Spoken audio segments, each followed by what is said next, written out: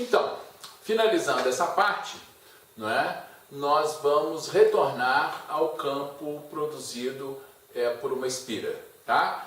É importante porque nós vamos retomar aqui o conceito do momento magnético dipolar, né, e a relação entre o campo produzido pela espira e o momento magnético dipolar, tá? Vamos lembrar o seguinte, então, vamos pensar aqui, eu tenho uma espira circular, né? Eu tenho uma espira na qual eu tenho uma corrente I. Essa espira aqui tem um raio R, tá? Então eu tenho essa espira circular aqui na qual passa uma corrente I e tem um raio R, e eu quero saber o campo aqui num ponto P, né, que está a uma distância Z. Tá? Esse ponto aqui está a uma distância Z do centro da espira. No tópico anterior, a gente calculou, né, lembra, nós fizemos o campo de um arco no centro da circunferência da qual foi extraído esse arco, e aí depois pegamos, né, o ângulo do arco e estendemos o ângulo do arco até 2π, calculando o campo no centro. Tá? Aqui agora eu continuo, tá, olhando para o centro, mas agora eu estou afastado a uma distância Z desse centro. Né? Muito bem. Como é que eu faço isso? Aqui eu vou utilizar, né, aquela abordagem que eu já fiz várias vezes. Eu vou pegar um elemento aqui, tá certo? Eu vou pegar um elemento ds aqui, né, que está a uma distância R, tá certo? A uma distância R, vou calcular o campo dB que esse elemento produz nesse campo aqui, nesse ponto aqui. Né? Como o campo é perpendicular a essa reta R aqui, né? esse vetor R, perdão, tá? Como ele é perpendicular a R, né, e é perpendicular ao ds, eu peguei um ds tangente aqui, tá certo? Né? Eu vou botar o campo agora aqui, nessa direção aqui.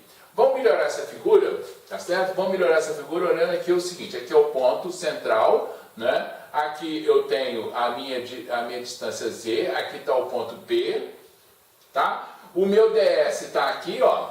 Vamos pegar um ds, olhar ele aqui, eu estou pegando agora um ds, estou cortando aqui, né? Então meu ds está apontando aqui para cá, tá? Esse ds está saindo aqui, né? Deixa eu arrumar esse trem aqui direito. Tá? Então eu tenho aqui essa distância, aqui eu tenho o meu ds, tá? Saindo, né? Aqui eu tenho esse meu vetor R, tá? E neste caso, né?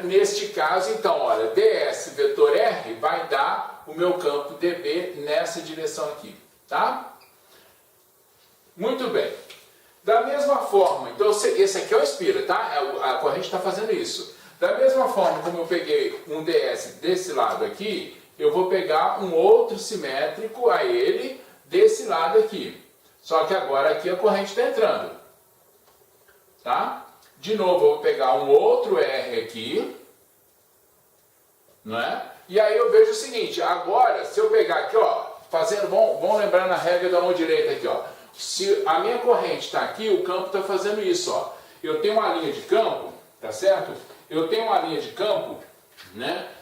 Esse pedacinho de fio aqui, ele produz uma linha de campo aqui, ó, que é essa linha de campo aqui, tá vendo? Ela é uma circunferência, essa linha de campo, é uma circunferência em torno, né, em torno desse pontinho aqui. Então, nesse caso aqui, o meu campo dB está nessa direção aqui, ó. Esse aqui é o dB produzido por esse ds, esse aqui é o dB produzido por aquele ds. Numa circunferência, cada ponto que eu pego, eu tenho um simétrico a ele, tá? Cada ponto que eu pego, eu tenho um simétrico a ele, de tal forma o seguinte, que eu posso somar esses dois dB aqui, ó. Se eu somar esses dois campos aqui, a componente que é paralela ao plano onde está a espira, essa componente vai se anular. Então aqui eu tenho, se eu somo os dois, tá certo? Eu tenho agora um dB que eu vou chamar de dB paralelo. O dB paralelo, ele é a soma na direção Z, tá certo? É a soma na direção Z desses dois vetores que estão aqui, tá? Então, basta agora eu fazer, né, eu olhar essa geometria toda aqui, tá? E calcular então o meu dB paralelo. Ó, vamos lá. Se eu tenho aqui um ângulo alfa, esse vetor é perpendicular a esse. Esse aqui é perpendicular a esse, portanto, esse ângulo aqui também é alfa, não é? E eu posso dizer que o meu dB paralelo, ele vai ser igual, tá? O meu dB paralelo vai ser igual, eu vou pegar uma componente só, tá? Vai ser o dB cosseno de alfa. Nesse caso aqui, eu só peguei uma componente, eu poderia multiplicar por 2, né? Que aí eu já pegava as duas componentes. Vamos pegar uma só, que aí nós vamos fazer essa integração no final das contas aqui, tá? Como é que é o cosseno de alfa? O cosseno de alfa, né? Se essa distância aqui é R, essa distância aqui é R, que é o raio da espira, tá certo? Né? Eu tenho que o cosseno de alfa é igual a... o cosseno de alfa é igual a R dividido por R, né? Esse meu vetor, esse meu comprimento aqui, ó, R é igual a hipotenusa vezes cosseno de alfa, né? E aquele meu Rzinho ali, ele vai ser raiz de R2 mais Z2, né? Utilizando aí o teorema de Pitágoras, eu posso escrever então que o cosseno de alfa vai ser R sobre R2 mais Z2 raiz disso. Muito bem, então eu já tenho o dB alfa, eu tenho o dB, né? O que é o dB? Né? Se a gente lembrar pela lei de Biot-Savart, o meu dB, lembrando, como o campo, tá? O vetor ds e o vetor r são perpendiculares, lembrando, né? A lei de Biot-Savart, ela é proporcional, dB é proporcional ao produto vetorial ds vetor r. Se ds é perpendicular a r, tá? O módulo de ds vetor r é ds vezes r, né? Esse r minúsculo, tá? Então dB eu posso escrever como sendo μ0i sobre 4π, tá? μ0i sobre 4π, né? ds dividido por r ao quadrado, tá? Se vocês forem ao capítulo anterior, vocês vão ver lá onde estava escrito isso. Era ds, né? ds vetor unitário dividido por r ao quadrado. ds vetor unitário, como os dois são perpendiculares, vai dar ds, né? O módulo, né? Então, se eu substituir isso aqui, esse aqui é o dB, tá? É esse aqui, ó. Tá certo? Esse aqui é o módulo daquele campo ali. Então, o que eu estou interessado é no dB paralelo, então o meu dB paralelo vai ser igual, então eu posso substituir μ0i sobre 4π vezes ds sobre R2 vezes cosseno de alfa, que é R sobre, né? Aqui eu já vou substituir R2, aqui ó, R2 é R2 mais Z2, tá? Vezes R2 mais Z2 raiz quadrada, eu posso trocar isso aqui por R2 mais Z2 elevado a 3 meios. Pronto. Então eu posso escrever tudo isso aqui, né? E aí eu tenho o seguinte, vamos arrumar isso aqui para dar uma organizada nessa expressão. Eu tenho μ0i, então dB paralelo é μ0i sobre 4π, né? R dividido por R2 mais Z2 elevado a 3 meios vezes ds. E o B paralelo, tá? O B paralelo vai ser o campo na direção Z, né? Ou se vocês quiserem, para a gente ser mais rigoroso, a componente do campo na direção Z, tá? Naquele ponto só tem campo na direção Z.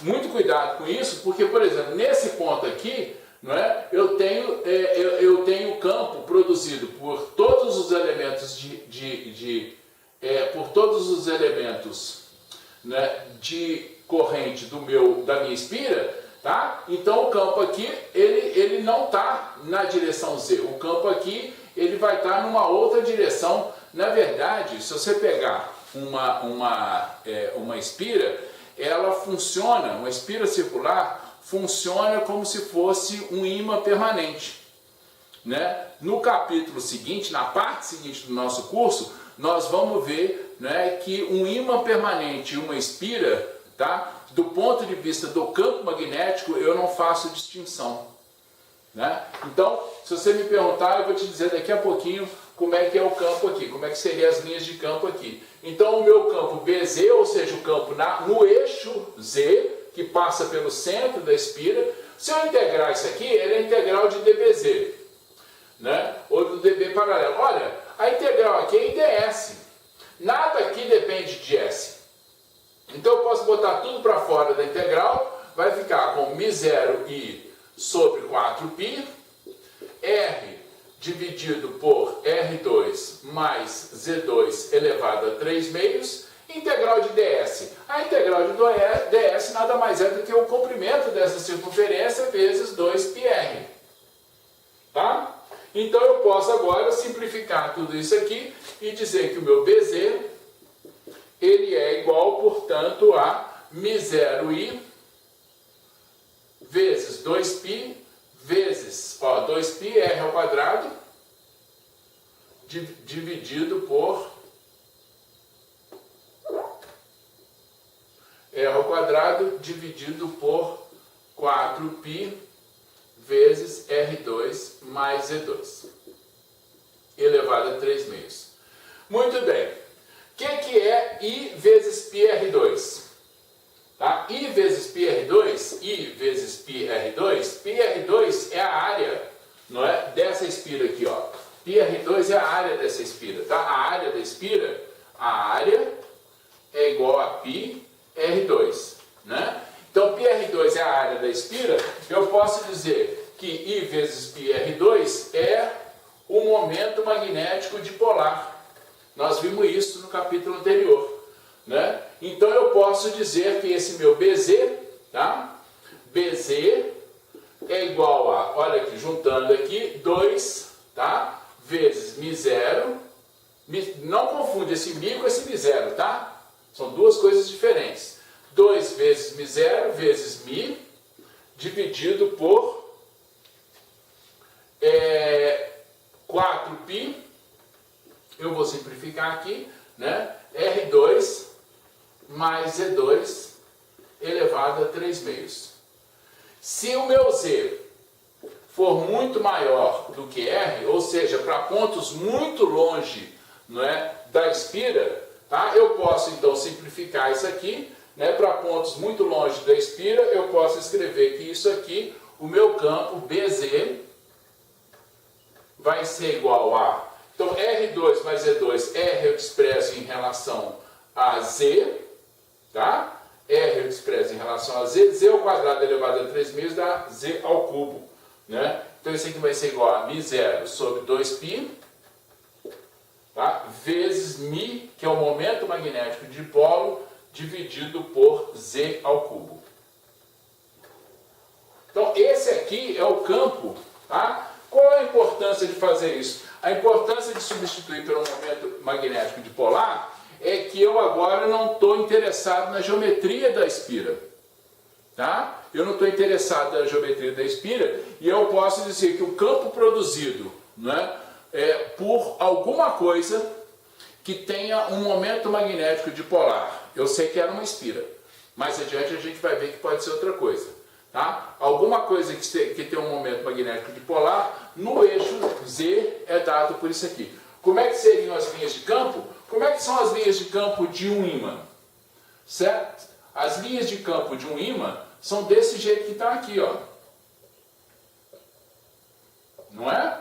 Então isso aqui a gente já sabe como é que são as linhas de campo. Isso aqui é o polo norte e o polo sul, né? Vocês vão ver no capítulo seguinte, né, que a espira e o ímã permanente, eles são indistinguíveis aí do ponto de vista, né, dos fenômenos que causam, tá? Então com isso a gente encerra, né, essa segunda parte do nosso curso. Na primeira nós vimos eletrostática, agora nós vimos correntes e os efeitos que corrente provoca, né? Nós vimos a interação entre condutores, nós vimos o torque da espira, tá? Então nós vimos uma série aí de fenômenos que são extremamente importantes e presentes o tempo todo no nosso dia a dia, né? Da hora que você liga o chuveiro, tá certo?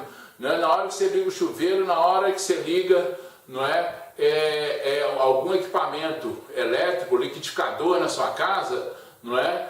Qualquer outro equipamento que você liga, tá? Você uma lâmpada fluorescente, né? Tudo isso, tá? Está relacionado à circulação de corrente, né?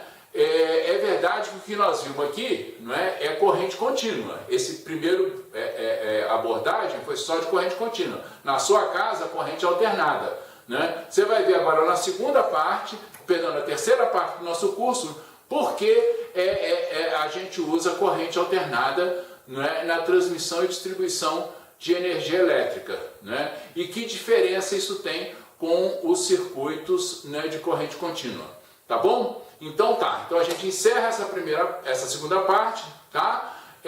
E tenhamos agora, então estamos prontos aí, né, para a segunda prova do nosso curso. Um grande abraço e daqui a pouco a gente se encontra aí na terceira parte do nosso curso. Até já!